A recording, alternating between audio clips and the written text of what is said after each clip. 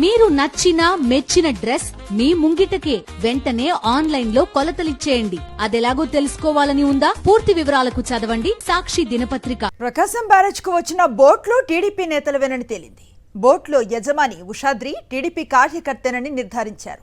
పోలీసుల విచారణలో బోట్లు తనవేనని చెప్పారు ఉషాద్రి. ఇప్పటి వరకు వైఎస్ఆర్సీపీపై మంత్రులు చేసిన ప్రచారం పటాపంచలైంది. లోకేష్ తోనూ అనేక మార్లు ఫోటోలు దిగారు బోట్ల యజమాని ఉషాద్రి. బ్యారేజ్ కి కొట్టుకొచ్చిన బోట్లు లైసెన్సులు తన పేరు మీదే ఉన్నట్లుగా చెప్పారు ఉషాద్రి రామ్మోహన్లు పోలీసులు అరెస్ట్ చేశారు. ప్రకాశం బ్యారేజీ వద్ద కొట్టుకొచ్చిన బోట్లు కేసు నిందితుడు నారా లోకేష్ కు సన్నిహితుడని తేలిందని వైఎస్ఆర్సీపీ స్పష్టం చేసింది. ప్రకాశం బ్యారేజ్ కి బోట్లు కొట్టుకొచ్చిన కేసులో గత అర్ధరాత్రి కోమటి రామ్మోహన్ ఉషాద్రి అనే వ్యక్తులను పోలీసులు అరెస్ట్ చేసిన విషయాన్ని ప్రస్తావించింది. రామ్మోహన్ పేరుపై ఒక్క బోటు కూడా లేదని వెల్లడించింది. ఈ కేసులో అరెస్ట్ అయిన ఉషాద్రి తనకు వైఎస్ఆర్సీపీతో సంబంధాలు లేవని స్పష్టం చేశారని తెలిపింది. నారా లోకేష్ తో ఉషాద్రికి సంబంధాలు ఉన్నాయనే దానికి ఫోటోలే సాక్ష్యాలని వైఎస్ఆర్సీపీ స్పష్టం చేసింది. పబ్లిసిటీ పిచ్చిలో వరద బాధితులను గాలి కొదిలేయడంతో ఇప్పటికే కూటమి ప్రభుత్వంపై జనం మండిపడుతున్నారని విమర్శించింది. వరదల ఇష్యూని డైవర్ట్ చేయడానికి బోట్ల అంశాన్ని కూటమి ప్రభుత్వం తెరపైకి తెచ్చిందని వైఎస్ఆర్సీపీ ఆరోపించింది. ఈ అంశంపై పూర్తి సమాచారం అందిస్తారు మా కరెస్పాండెంట్ సతీష్ చెప్పండి.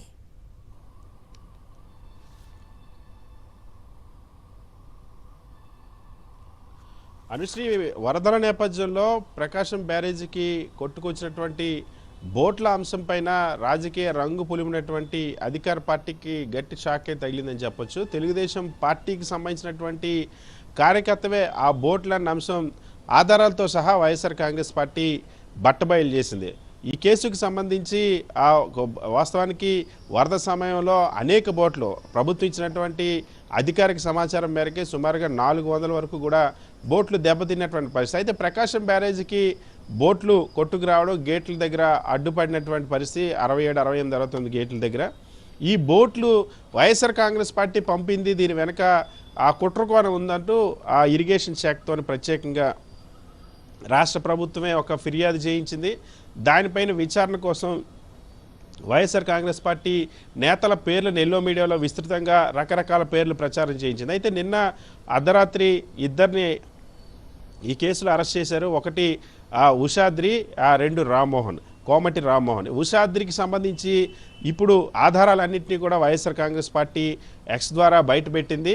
ఉషాద్రివే ఏవైతే కొట్టుకొచ్చినటువంటి బోట్లకి యజమాని, వాటి పేరు లైసెన్సులు అన్నీ కూడా ఉషాద్రి పేరు మీద ఉన్నాయి. ఈ అంశాన్ని పోలీసులకు కూడా ఉషాద్రి తెలియజేశాడు. అంతేకాకుండా తనకు వైఎస్ఆర్ కాంగ్రెస్ పార్టీకి ఎటువంటి సంబంధం లేదని ఉషాద్రి స్పష్టం చేశారు. అంతేకాకుండా ఇప్పుడు ఉషాద్రి నారా లోకేష్తో ఉన్నటువంటి ఫోటోలు కూడా బయటపడినటువంటి పరిస్థితి. మరొక ఎవరైతే అరెస్ట్ అయినటువంటి వ్యక్తి కోమటి రామ్మోహన్ వైఎస్ఆర్ కాంగ్రెస్ పార్టీ ఎమ్మెల్సీ తలసిల రఘురామ్కి బంధువు, ఇదంతా వైఎస్ఆర్ కాంగ్రెస్ పార్టీ చేసిందంటూ ఒక ప్రచారం చేశారు. వాస్తవానికి కోమటి రామ్మోహన్ పేరు పైన ఒక్కటంటే ఒక్క బోటు కూడా లేదన్న అంశం చాలా స్పష్టమైంది. అతని పేరు మీద లైసెన్సులు కూడా లేవని స్పష్టమైంది. 4-5 ఏళ్ల కిందటే ఆ బోట్ అనుకున్నటువంటి బోట్లను కూడా అప్పుడు కూడా తెలుగుదేశం పార్టీలో ఉన్నప్పుడు మాత్రమే అతను బోట్లు నిర్వహించేవాడు ఇసుక వ్యాపారం కోసం. అంతే, అప్పుడే అమ్మేసిన తర్వాత ఇవాళ గొల్లపూడి గ్రామంలో ఉన్నటువంటి ఎవరైతే ఆలూరు చిన్న అనేటువంటి వ్యక్తి దురుద్దేశపూర్వకంగా తనని ఇరికిచ్చారని రామ్మోహన్ ఇప్పటికే ఆరోపిస్తూ ఉన్నారు.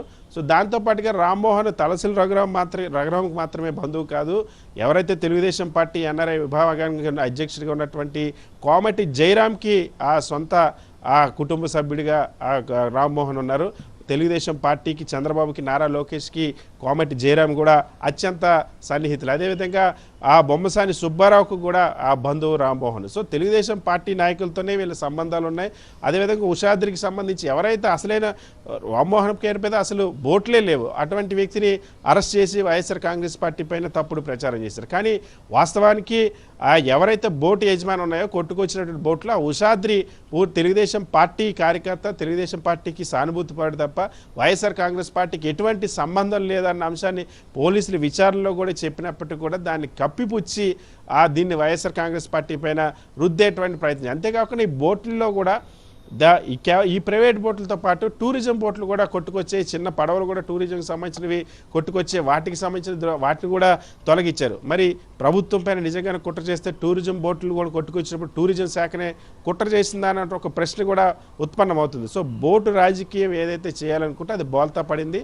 ఇదంతా కేవలం వరదల్లో ప్రజల్ని అప్రమత్తం చేయడంలోనూ, వరద వస్తుందని తెలిసి ప్రజలను సురక్షిత ప్రాంతాలకు తరలించకుండా ముంచేసినటువంటి ప్రభుత్వం దాన్ని డైవర్షన్ కోసం ఇటువంటి డైవర్షన్ రాజకీయాలు చేస్తుందంటూ వైఎస్ఆర్ కాంగ్రెస్ పార్టీ మండిపడుతుంది.